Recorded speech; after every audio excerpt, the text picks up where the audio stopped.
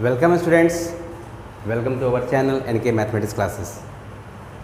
Class 12 मैं आज chapter 4 लेके आया हुआ हूँ, डिटर्मिनेंट्स। मैंने 3 चैप्टर के पूरे वीडियो बना दिए हैं सोल्यूशन के साथ। आज मैं चैप्टर 4 लेके आया हूँ, determinants. Now start our topics. Determinants बिल्कुल ये स्टूडेंट मैट्रिक्स के जैसा ही है, बट मैट्रिक्स और डिटर्मिनेंट्स में डिफरेंस है। सबसे पहला कंडीशन तो ये होता है, ये सिर्फ स्क्वायर मैट्रिक्स के लिए फॉलो करता है। Determinants it means 2 cross 2, 3 cross 3 या 1 cross 1। It means row and column are same. Row and column दोनों क्या होंगे? सेम। ये स्क्वायर मैट्रिक्स के फॉलो करता है। और डिटर्मिनेंट्स की साइन ऐसे होती है मॉड में। जैसे आपने इसके पहले आप मैट्रिक्स लिखते थे 1 2 3 4, तो अब डिटर्मिनेंट्स ऐसा लिखा जाएगा 1 2 3 4। और ये एक डिटर्मिनेंट्स ये सॉल्व भी होता है। पहले इसको इससे इंटू करते हैं, 4 1 जा 4, फिर बाई रूल का माइनस, 2 3 जा 6। इसका आंसर आएगा -2। ये है 1 क्रॉस 1 का मतलब या तो मान लो कोई एक ही एलिमेंट लिख लीजिए। एक कॉलम है, एक रो है। या तो 2 कॉलम है, 2 रो है, इसलिए 2 क्रॉस 2 था। ठीक, 1 क्रॉस 1 का कोई मतलब उसका आंसर तो बन ही आएगा। कोई जो एलिमेंट होगा वही इसका आंसर आएगा। ठीक है। सबसे इम्पॉर्टेंट चीज़ है आपको 3 क्रॉस 3 का समझना। एक मतलब 3 क्रॉस 3 का मैं अपने मन से एग्जाम्पल लेता हूँ, तो उसको ध्यान से देखिए स्टूडेंट्स। 3 2 5, 4 -2 3, 1 2 4। तो मान लीजिए मैंने 3 क्रॉस 3 का ले लिया। मैंने आपको बताया ये A11 होता है, ये A12 होता है, ये A13, A21, A22, A23, A31, A32 and finally A33। तो ये 3 क्रॉस 3। बट स्टूडेंट मैट्रिक्स नहीं है, डिटर्मिनेंट्स है। तो हम इसको डिटर्मिनेंट्स की प्रॉपर्टी से सॉल्व करेंगे। तो पहले क्या करते हैं, आपके पास 2 चीज़ें हैं, कॉलम एंड रो। आप कोई भी ले सकते हैं, इसमें ऐसा कोई प्रॉब्लम नहीं। अगर आपने कॉलम लिया है तो आप कॉलम के थ्रू भी एक्सपेंड कर सकते हैं। अगर आपने रो लिया है तो आप रो के रूल पे भी एक्सपेंड कर सकते हैं। जल्दी सबसे बेस्ट पड़ता है हमें कॉलम का। तो कॉलम के लिए पहले क्या करते हैं कि ये जो A11 है वो एलिमेंट यहाँ लिखते हैं। 3 क्रॉस 3 को पहले आपको कन्वर्ट करना है 2 क्रॉस 2 में, और 2 क्रॉस 2 मैंने सॉल्व करना आपको बताया है स्टूडेंट्स। ये आपने लिखा 3, इसके पूरे रो और कॉलम गायब हो जाएंगे। यहाँ लिखा आपने -2 2 3 एंड 4। जैसे ये एलिमेंट लिया, इसके रो और कॉलम गायब, बचे ये 4 एलिमेंट आप यहाँ लिखेंगे। ये अल्टरनेट चलता है, प्लस माइनस प्लस। तो नेक्स्ट एलिमेंट के साथ माइनस, और नेक्स्ट एलिमेंट जो है क्या है आपका 2 है। तो अब 2 के पूरे कॉलम और रो गायब, यहाँ 2 लिखेंगे। जब ये गायब तो यहाँ बचेगा 4 1 3 4। ठीक है, प्लस माइनस एंड फाइनली फिर प्लस। यहाँ 5 लिखेंगे आप। तो ये जो यहाँ पे एलिमेंट है इसके पूरे रो और कॉलम गायब। ये कॉलम गायब, तो क्या बचा आपका 4 1 -2 एंड 2। अब आप इसे सॉल्व कर लेंगे। तो रूल में ये रहा स्टूडेंट्स कि प्लस माइनस प्लस, और जिस एलिमेंट को आपने लिया उसके रो और कॉलम के एलिमेंट पूरे हम फ्री कर देंगे, छोड़ देंगे। अब बचे हुए एलिमेंट को हम लिखते हैं। फिर वही बात, जैसे मैंने आपको बताया है, इसका इससे इंटू 2 4 जा 8, तो माइनस साइन है तो minus, and minus by rule का आता है 2 3 जा 6 -2, 4 4 जा 16, 3 1 जा 3, प्लस 5, 4 2 जा 8, बाय रूल का माइनस, -2 एंड 1 -2, ये खुद माइनस आया और बाय रूल का माइनस, तो माइनस माइनस क्या हो जाएगा प्लस।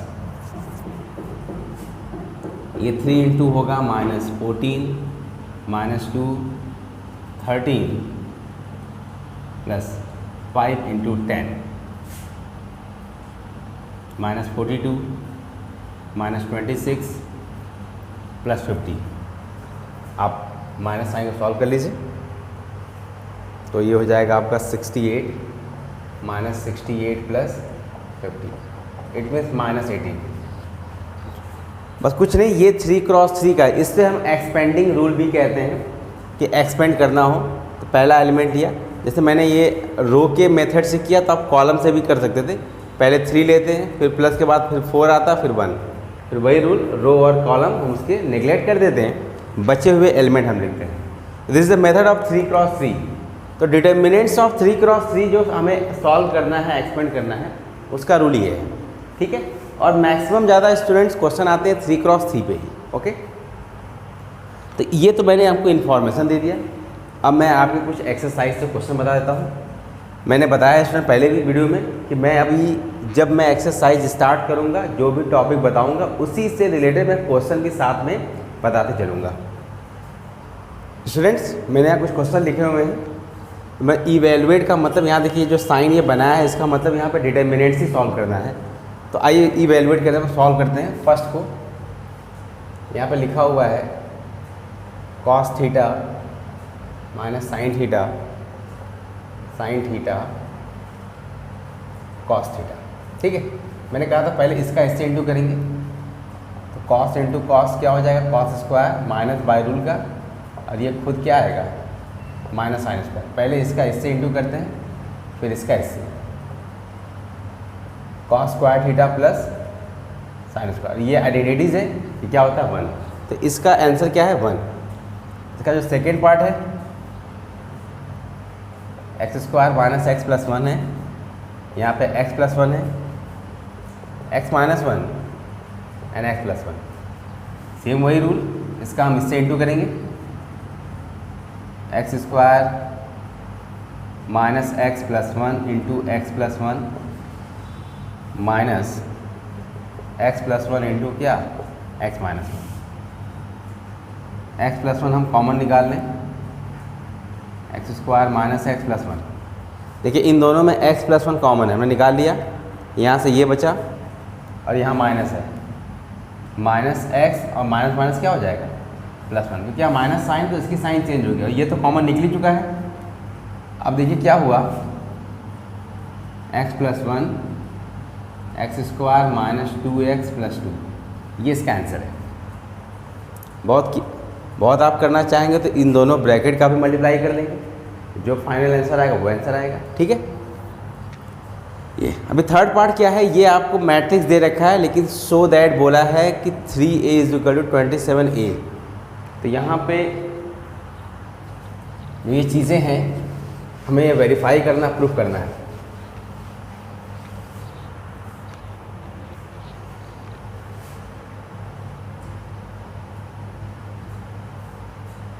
वन 0 1 0 1 2 0 0 4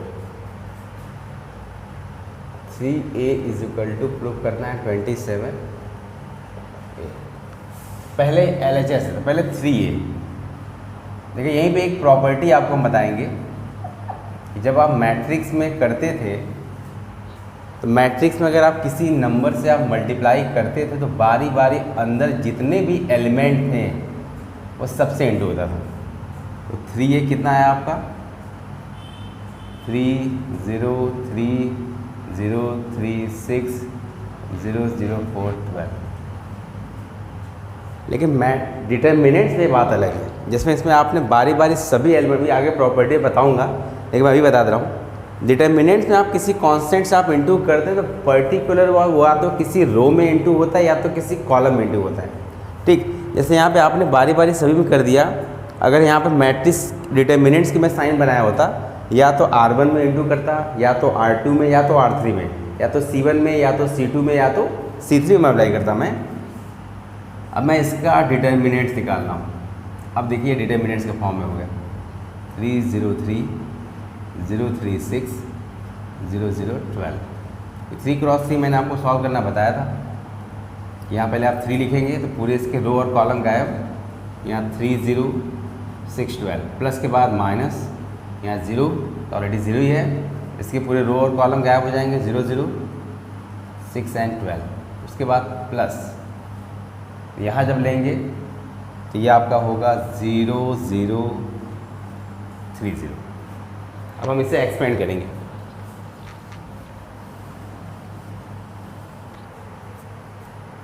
यहाँ लिखिए 3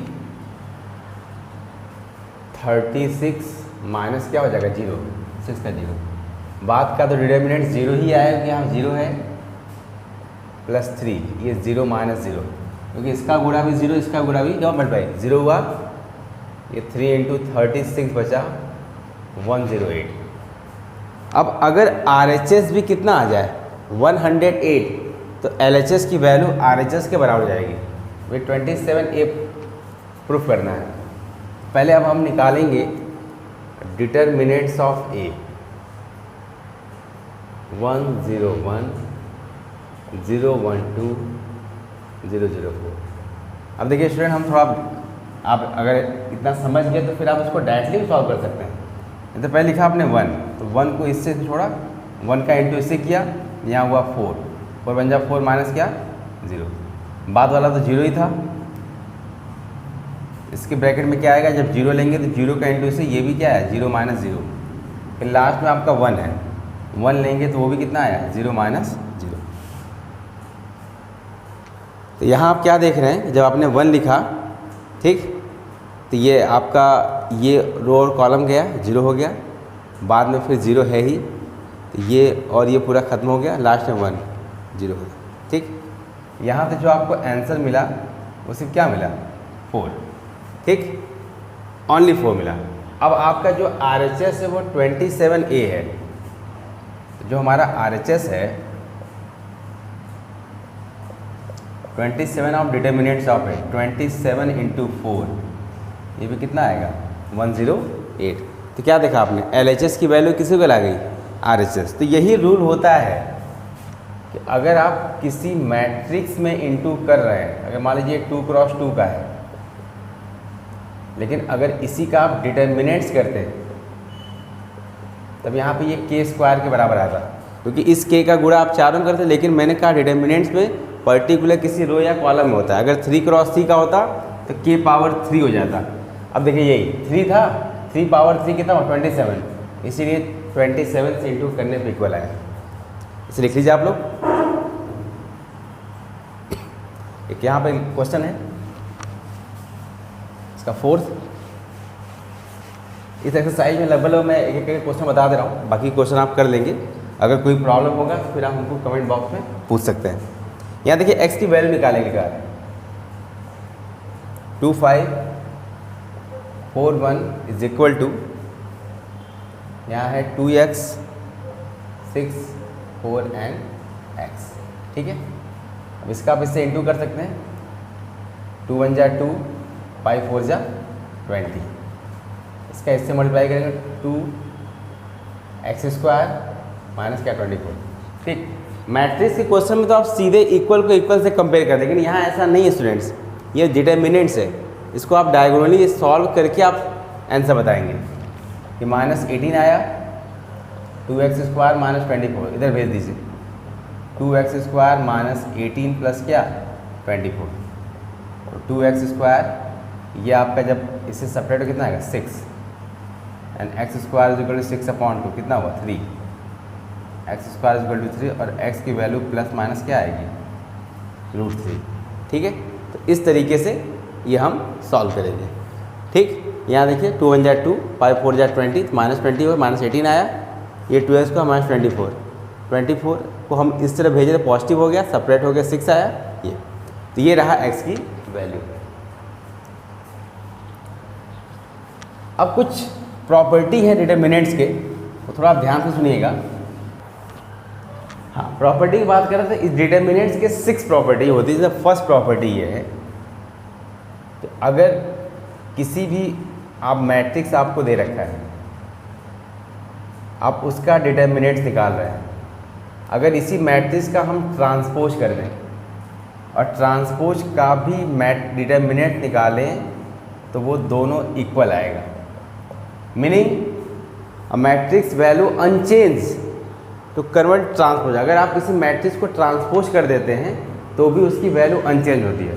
तो इसको मैं वेरीफाई करने का सबसे आसान 2 × 2 का लेता हूँ ताकि आपको इजीली समझ में आ जाएगा। मान लीजिए 1 2 3 4 लिया मैंने, अब मैं इसका डिटर्मिनेंट निकाल रहा हूँ। 4 - 6 कितना हो -2। अब मैं इसी का ट्रांसपोज कर रहा हूँ, तो तो 1 2 3 4। अब मैं इसका भी डिटर्मिनेंट निकाल लीजिए। 4 1 जा 4 -6 कितना है -2। देखिए इसका आंसर -2 आया। तो अगर आप ट्रांसपोज करके भी अगर डिटर्मिनेंट निकालते हैं तो भी वैल्यू सेम आएगी। बहुत ही रेयर में इस प्रॉपर्टी का इस्तेमाल होता है, बट ये आप जानते रहिए कि ट्रांसपोज करके भी अगर डिटर्मिनेंट्स आप निकालते हैं तो उसकी वैल्यू अनचेंज होती है, मतलब बदलती नहीं है। प्रॉपर्टी नंबर 2, ये कहना चाह रहे हैं कि अगर आप किसी भी मैट्रिक्स के पर्टिकुलर रो और कॉलम को, पर्टिकुलर किसी दो रो या दो कॉलम को आप इंटरचेंज करते हैं तो माइनस साइन का चेंजेस होता है। जैसे आपने R1 को चेंज कर दिया R2 के साथ, ठीक, तो R1 चला गया R2 के प्लेस पे, R2 चला गया R1 पे। ये काम आप कॉलम के साथ कर सकते हैं। C1 को आपने मान लीजिए भेज दिया C3 के प्लेस पे, कुछ भी, लेकिन पर्टिकुलर कोई दो रो या कॉलम, अगर आपने रो को इंटरचेंज किया तो रो को करेंगे, अगर कॉलम किया कॉलम को, तो आपका आंसर जैसे मान लीजिए +4 आने वाला होगा तो -4 आ जाएगा। मैं यही 2 क्रॉस 2 का एग्जाम्पल लेके बता रहा हूँ आपको, ठीक है।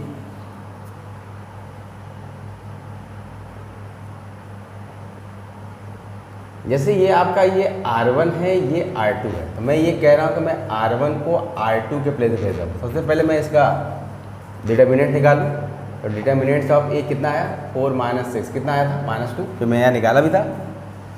अभी मैं क्या कर रहा हूँ कि R1 को भेज दे रहा हूँ R2 के प्लेस में, तो ये 1 2 हो गया, सॉरी R1 चला गया R2 पे और R2 चला गया R1 पे, तो 3 4 1 2। अब इसको आप सॉल्व करिए। डिटर्मिनेंट्स ऑफ ए 3 2 जा 6 -4 कितना है 2। देखिए साइन चेंज हुआ, ये माइनस होता क्या आंसर आया प्लस में, और अगर ये प्लस में आया होता तो ये माइनस में आया होता। तो जितनी बार, एक बार आपने चेंज किया तो एक बार माइनस साइन, अगर एक बार आपने और चेंज कर दिया तो फिर माइनस साइन बाहर, माइनस माइनस प्लस, एक बार आपने और चेंज किया अगेन माइनस साइन। जितनी बार आप किसी दो रो कॉलम को आप इंटरचेंज करेंगे माइनस साइन आपकी बाहर आएगी। प्रॉपर्टी नंबर 3 सबसे important, any 2 row and column are identical. कोई दो रो या कॉलम अगर आपस में इक्वल हो जाए तो आंसर आपका 0 आता है। जैसे 1 2 3, यहाँ लिखा 3 2 5, फिर लिख दिया 1 2 3, तो R1 और R3 आपस में क्या है इक्वल है, तो ये दोनों आपस में इक्वल आता है, तो इनका आंसर हम बोलेंगे डिटर्मिनेंट्स ऑफ ए का आंसर क्या आएगा 0। तो कभी कभी प्रूफ करने के लिए RHS में 0 प्रूफ करना होता है, तो आपको यही करना होता है कि किसी दो रो कॉलम को हम आपस में इक्वल दिखा दें, तो आंसर बाय प्रॉपर्टीज क्या हो जाएगा 0 हो जाएगा। प्रॉपर्टी नंबर 4, किसी भी डिटर्मिनेंट है, किसी भी बात, जैसे यहाँ पे आपने लिखा है 1 2 3 4 5 6 7 8 9, अगर आपने k से इंटू किया तो पर्टिकुलर ये किसी एक में ही होगा, k 2k 3k, बाकी यहाँ ये इस पर कोई भी इंटू नहीं होगा। पर्टिकुलर किसी रो या कॉलम में, या तो हमने R1 में कर दिया या तो C1 में होता, या तो R2 या R3 में, बारी बारी सभी एलिमेंट में नहीं होता। तो अगर आप किसी स्केलर क्वांटिटी से मल्टीप्लाई कर रहे हैं, गुणा कर रहे हैं, तो वो किसी रो या कॉलम में इंटू होता है। प्रॉपर्टी नंबर 5, जैसे मान लीजिए यहाँ पर लिखा हुआ है x y z, और यहाँ p + q लिखा हुआ है, r + s and t + u, और यहाँ मान लीजिए लिखा हुआ है small a small b small c, इस तरीके से। तो प्रॉपर्टी ये कहता है कि पर्टिकुलर कोई प्लस है, जैसे ये x y z, यहाँ पे आपने लिखा p, यहाँ पे r, यहाँ पे t, ये a b c सेम लिखिए, फिर प्लस ये x y z सेम होगा, यहाँ हो जाएगा q s u, small a small b small c। तो क्या देखा आपने, जो ये प्लस का था दो पार्ट में ब्रेक हुआ, बीच में प्लस आ गया। अब ऐसा नहीं है, तो मान लीजिए यहाँ पे +1 हो, +2 हो, +3 हो, यहाँ मान लीजिए 4 5, ये 6 के लिए न्यूमेरिक ले लिया, ये s था। तो जब एक बार में कोई एक ही ब्रेक होगा, सब ब्रेक नहीं हो जाएगा, या तो कोई R1 होगा, या तो कोई R2, या तो कोई R3, या तो C1 C2 C3, तो अगर मान लो तो फिर आपको यहाँ पे पूरा लिखना पड़ता 2 + 3 + 4 + 5 + 6। सिर्फ देखिए बीच वाला हमने ब्रेक किया R2, तो सिर्फ वही होगा, बाकी सब वही सेम रहेंगे, +3 4 5 और 6।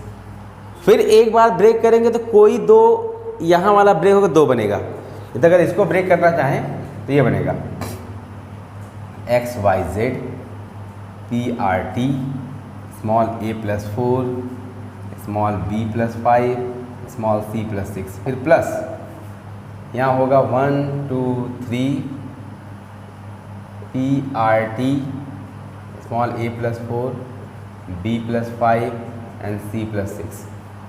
फिर इन दो को दो में ब्रेक करेंगे, फिर इन दो को इकट्ठा हम कभी ऐसा नहीं करेंगे कि एक एक सिंगल कर दें, किसी एक बार में कोई रो या कॉलम ही ब्रेक होगा।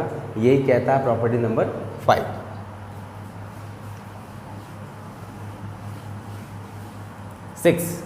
सबसे इंपॉर्टेंट, आप पर्टिकुलर किसी भी रो में अगर चेंज करना है तो उसी के रो में किसी दूसरे रो में किसी नंबर से इनटू करके आप प्लस या माइनस कर सकते हैं, या C1 tense to C1 + K C3, कोई K फॉर कोई भी कांस्टेंट, इन सभी प्रॉपर्टी का आप इस्तेमाल, ये हम क्यों करते हैं, यहाँ अगर मान लीजिए माइनस करना हो 0 बनाने के लिए, तो 0 बनाना क्यों पड़ता है कि अब आप जैसे आप एक्सपेंडिंग रूल अप्लाई करते हैं, अभी आपसे बोलेगा without expanding rule using property, आप प्रॉपर्टी यूज करके इसका आंसर बताइए। तो इन्हीं सब प्रॉपर्टी के हेल्प लेके हमको कहीं ना कहीं मैक्सिमम 2 0 बनाता है। जैसे मान लीजिए 3 × 3 के 9 एलिमेंट हैं, 9 में कोई भी आप 2 0 बनाइए, उसके बाद उसे आप एक्सपेंड कर सकते हैं, लेकिन बाई प्रॉपर्टी से आपको 2 0 बनाना पड़ेगा। ठीक है, तो स्टूडेंट मैंने ये प्रॉपर्टी आपको बता दी। अभी मैं इसका पार्ट 2 लेके आऊँगा, जैसे मैं कुछ प्रॉपर्टी पे क्वेश्चन, फिर एरिया ऑफ ट्रायंगल बताने हैं, माइनर एंड कोफैक्टर बताने हैं। तो अभी टॉपिक और भी हैं और काफ़ी इंपॉर्टेंट भी हैं और बहुत इजी हैं, कोई हार्ड टॉपिक नहीं है, और मैं बिल्कुल इजी वे में बताऊँगा भी आप। आई होप ये वीडियो आपको पसंद आई होगी। अगर वीडियो आपको पसंद आती है तो हमारे चैनल को आप सब्सक्राइब कर लीजिएगा और बेल आइकन को ज़रूर प्रेस कर लीजिएगा, ताकि आने वाले IIT की न्यू नोटिफिकेशन आपको मिले। और चैनल को आप सब्सक्राइब तो कर ही रहे हैं, साथ ही साथ अपने उन फ्रेंड को या उन स्टूडेंट को भी फॉरवर्ड करें जो इस कोरोना के टाइम में उन्होंने कभी स्कूल अटेंड नहीं किया या कोई कोचिंग क्लासेस अटेंड नहीं कर पाए, वो जो सेल्फ स्टडी स्टूडेंट्स कर रहे हैं, उनके लिए काफ़ी बेनिफिशियल होगा। और आपके एक फॉरवर्ड से उनको ये फ़ायदा हो जाएगा, जो टॉपिक उनको क्लियर नहीं है एग्ज़ाम से पहले क्लियर हो जाएगा। Okay, thank you.